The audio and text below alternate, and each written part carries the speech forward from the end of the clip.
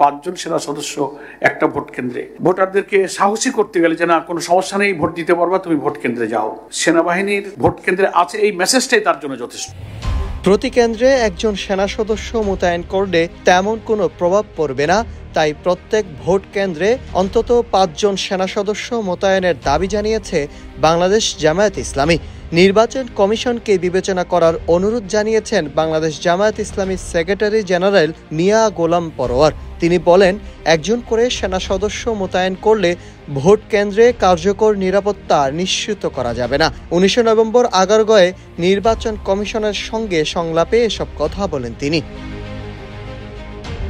প্রশাসনের রদবদল লটারির মাধ্যমে করার অনুরোধ জানিয়ে মিয়া গোলাম পরোয়ার বলেন, কিছু যৌক্তিক কারণে আমরা বলেছিলাম গণভোটটা আগে হোক, কারণ একই দিনে 2 ভোট হলে জনগণ বুঝতে পারবে না।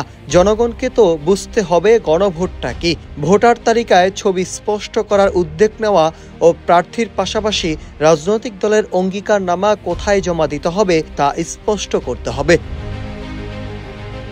অন্যদিকে সংলাপে দলের সহকারী সেক্রেটারি জেনারেল হামিদুর রহমান আজাদ বলেন, নির্বাচন কমিশনকে আরও সাহসী হতে হবে, পাশাপাশি ভোট কেন্দ্রে সিসি ক্যামেরা সংযোজন ও অবৈধ অস্ত্র উদ্ধার অভিযান জোরদারের পরামর্শ দেন তিনি।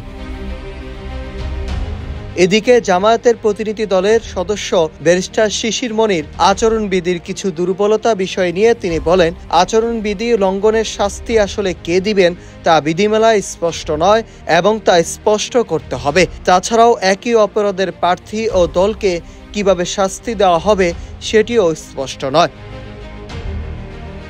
শিশির মনির আরও বলেন, নির্বাচনের সময় অনেক অভিযোগ আসবে, অভিযোগ জমা দিলে তা নিষ্পত্তির সময় নির্ধারণ করা উচিত, এটিও আচরণবিধিতে উল্লেখ নেই।